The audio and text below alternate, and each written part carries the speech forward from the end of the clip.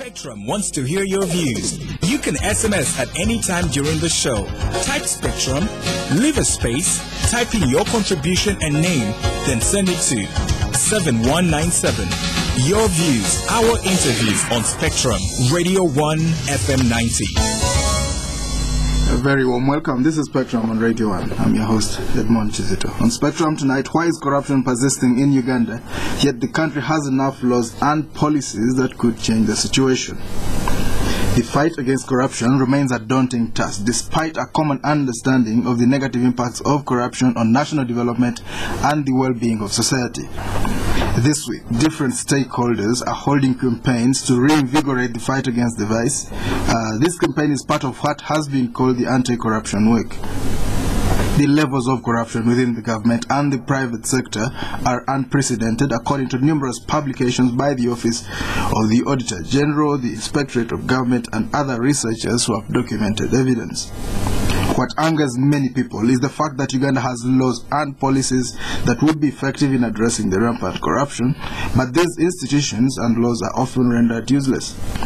Many people say that the above scenario is likely due to a lack of political will in the fight against corruption.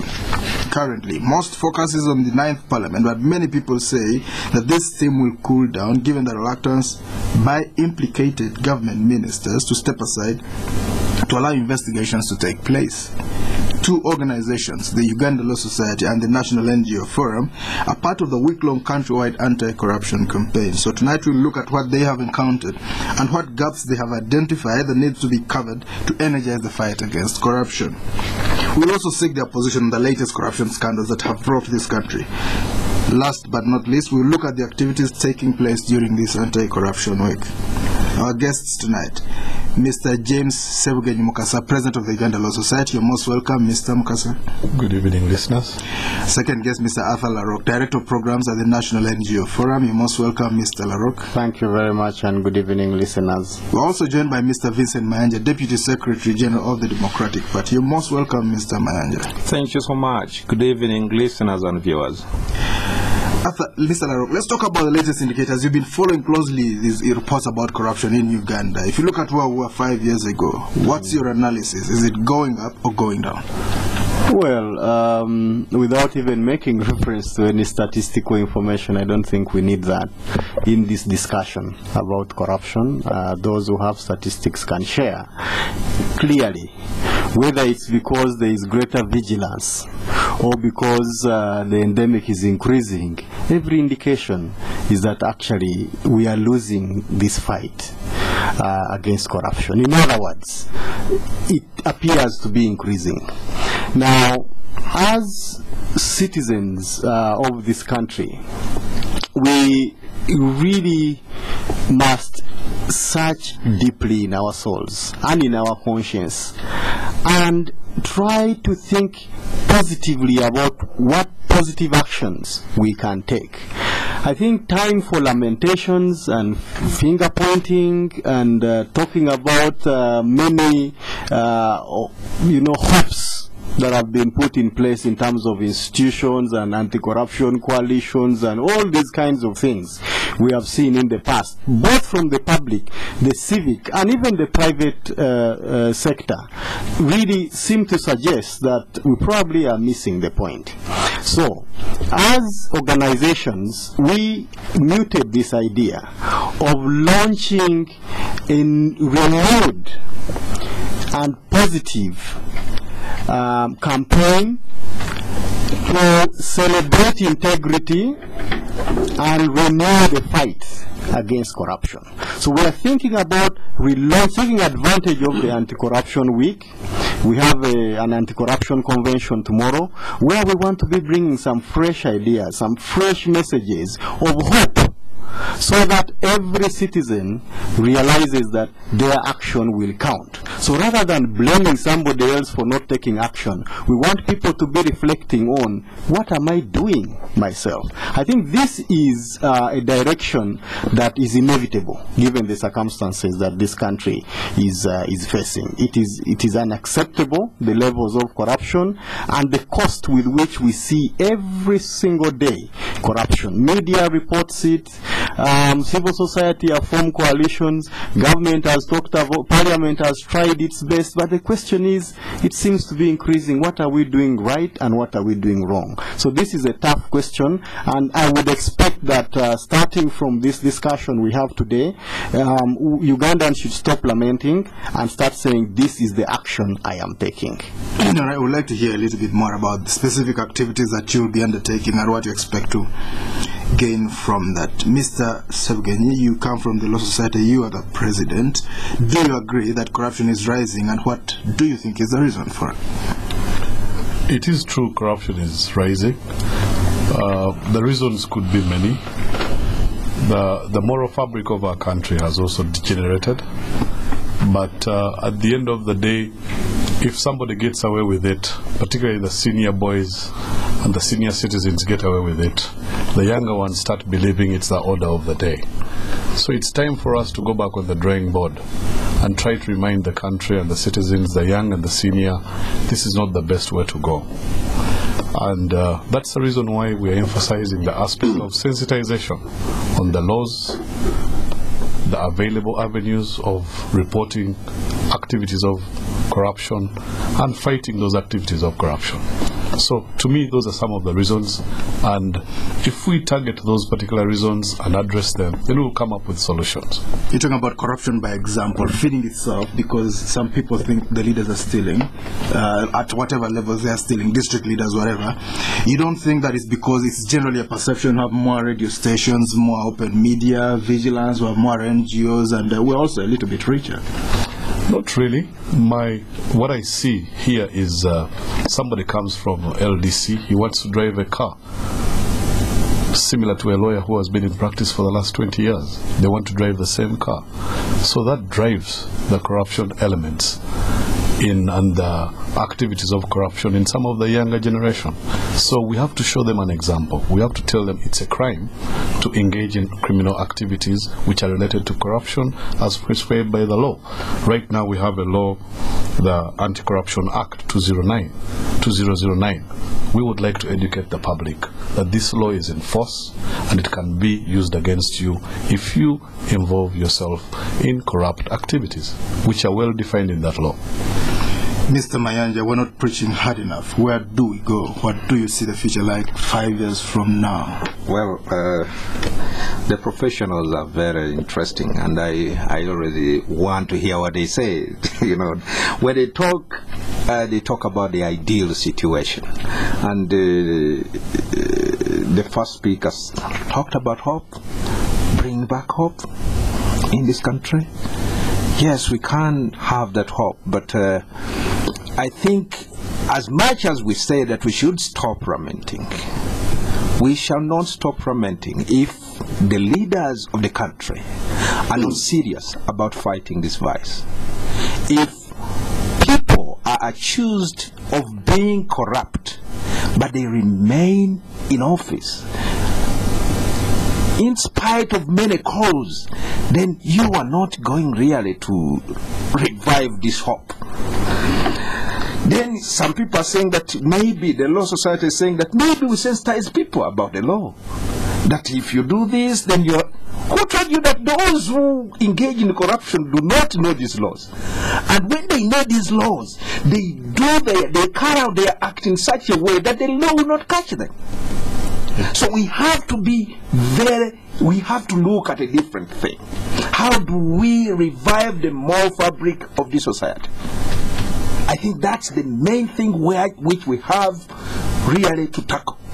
And on this one, I want to give an example. And I have to applaud one person in this country, and that is Kirunda Kivedinda. He was accused of using 2,000 liters of fuel. It was an accusation, and he said, no, if they are saying that, then I resign. And he resigned. Because of a mere accusation? Because of an accusation. Because he was presiding over this, the railway something under transport, and this was under his docket, he said, no, if that is what is happening, then I'm resigning. I know that Kirunda Kibedinda can walk the streets of Kampala and nobody will feel offended to see him walking. There are a few people who have failed to resign. They are in this country, and when they walk around, many people are saying, oh, so this man is this free. I think what we need to do now, before even we go, because the laws are there. We can't defend the law, we can't interpret the law, but we need to work on the psyche. And the president of the Law Society is really trying to bring out something. How do we inculcate this in the young generation? It is not about the younger generation knowing the law. It's about the young generation knowing about their responsibility as citizens of this country. Are we doing that? What are we going to do? Is it in the curriculum? To know, to teach these people who are coming up that, you know what, when you grow up, you have to behave like this, you have to behave like this. Yes. Go on. And I can tell you, in Uganda today, you have talked about vehicles. But you know that somebody has to move away from Nakasero, for example, Kororo, to Nakasero, but is driving a 4x4 vehicle, which is 4,600 cc. And all this is paid for by the taxpayer. I think this is indirect corruption to me. In Kenya recently, they have all resorted to using, VW Passat? Like it was here before when they were using Lowells. Yes. Can we go back to those basics?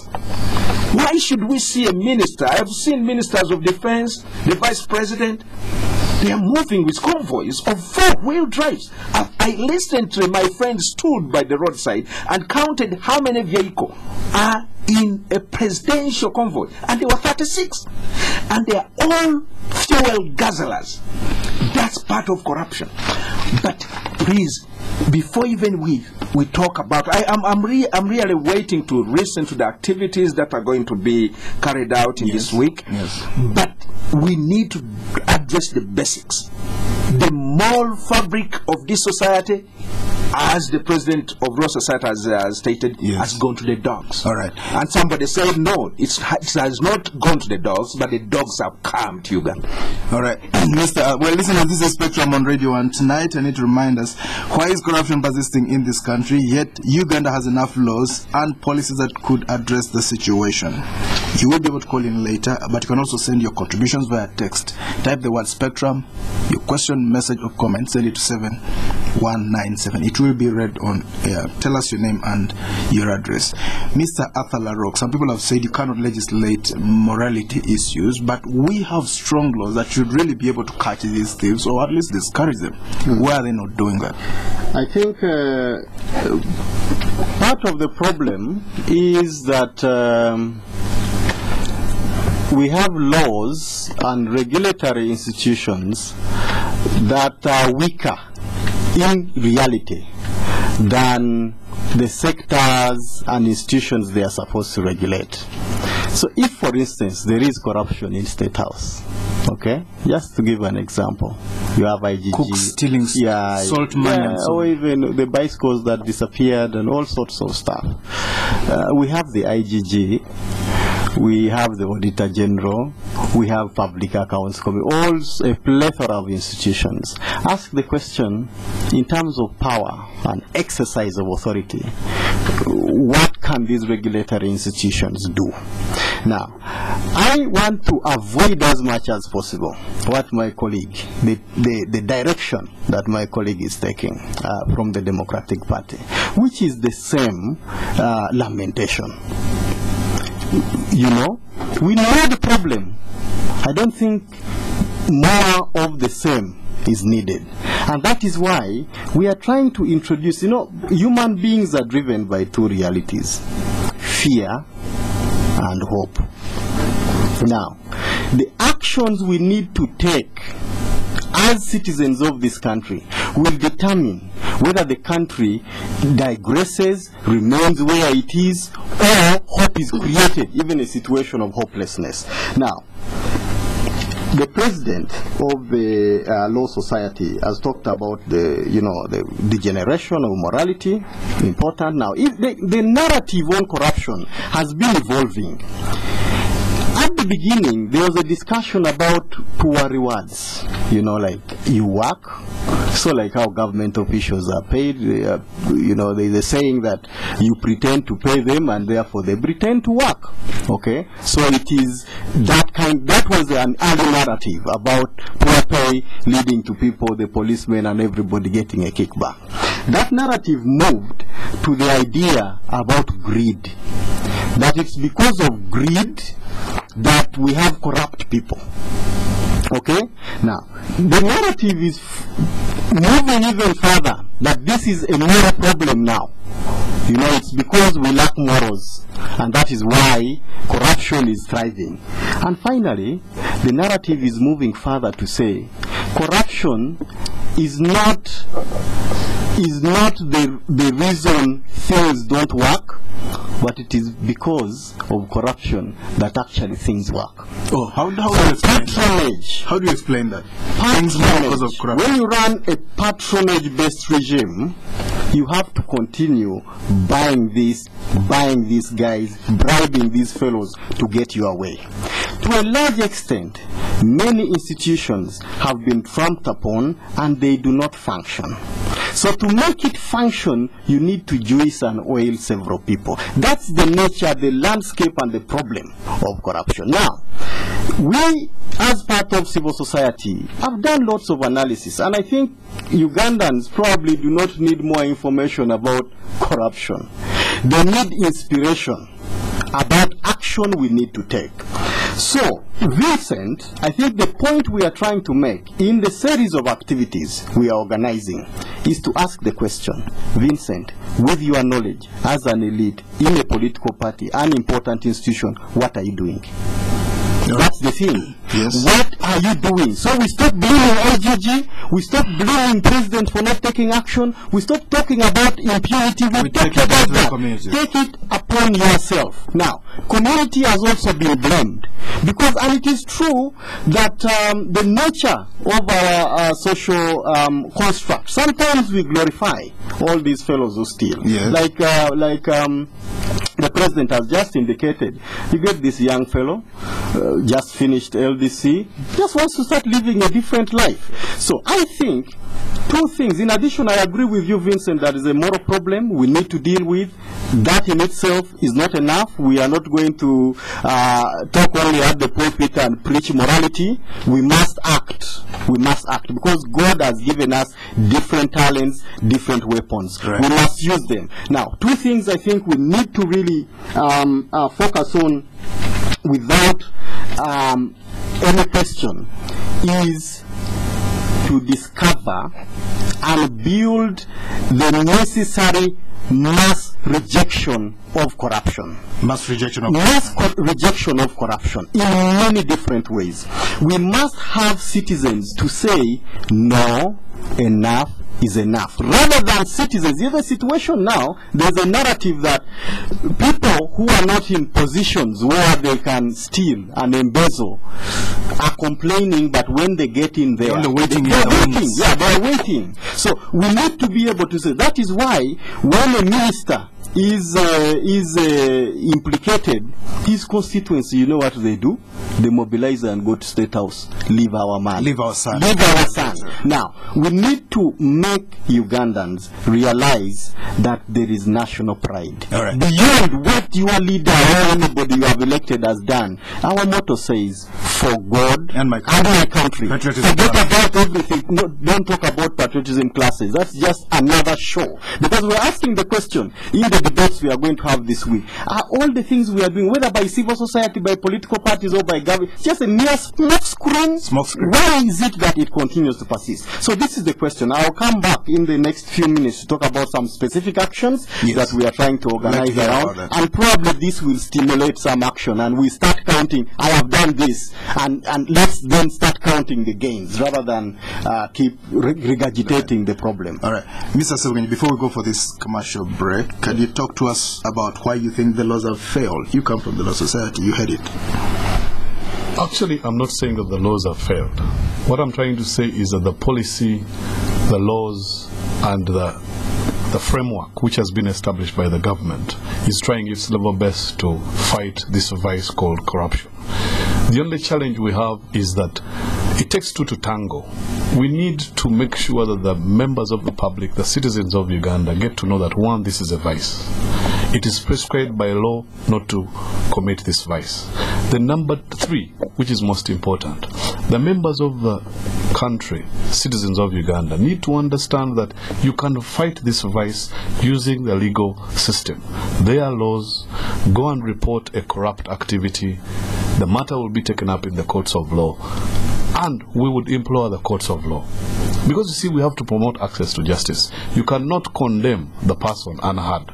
And that is where access to justice, which is a constitutional right, should also be recognized in this whole process. And that's why I say that we need to educate the citizens to know that they can refer matters of corruption. And the next item which comes to my mind is, do the citizens of this country understand what is corruption? All right. And that's where the problem is. There are so many aspects of corruption people don't even know constitute corruption. Right. It's prescribed. Me as a lawyer, I know, because it's prescribed in the Anti-Corruption Act. But does somebody know what is corruption? What is corruption? And that's one of the things we want to do this week. This is Spectrum on Radio 1 tonight. Why is corruption persisting in Uganda, yet the country has enough laws and policies that could change the situation? We're going for a break. We'll be back. Of course, the dimensions, the ramifications keep changing. This week, well, some of us woke to shockers. We heard that there was a fake, counterfeit police station not too far away from the capital. And when it was removed, two policemen decided to moonlight by creating a police station on their own, not too far from the city. And when it was blocked, the community said it was actually working for them. Maybe the levies were we don't really know the details, but it's one of those things. It keeps reinventing itself. This is Spectrum on Radio 1. We'll be right back. Do stay where you are. John, Mike and I, we go back a bit. We knew John at the beginning, working for someone else. But he was different. He had vision, saw opportunities. He started working towards his goal, opened his own garage, and worked, learning the hard way. His reputation spread. Trust, consistency, quality. Soon people were coming to him from all parts. He made himself and his whole street prosper, and also helped friends, seeing potential in people and helping them on. But John never shouts about all his success. He's just who he is. Special. So here's to men like John, who make a difference, who enjoy Nile Special, the rich, satisfying taste from the source. Nile Special. You've earned it. Not for sale to persons under 18. Let the sunlight in.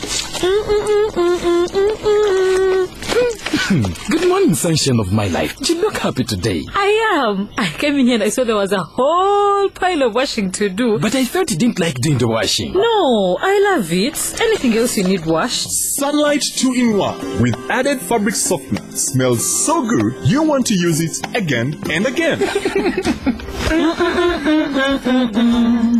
Let the sunlight in. Sunlight 2-in-1. Sunlight clean, sunlight fresh. Sunlight in.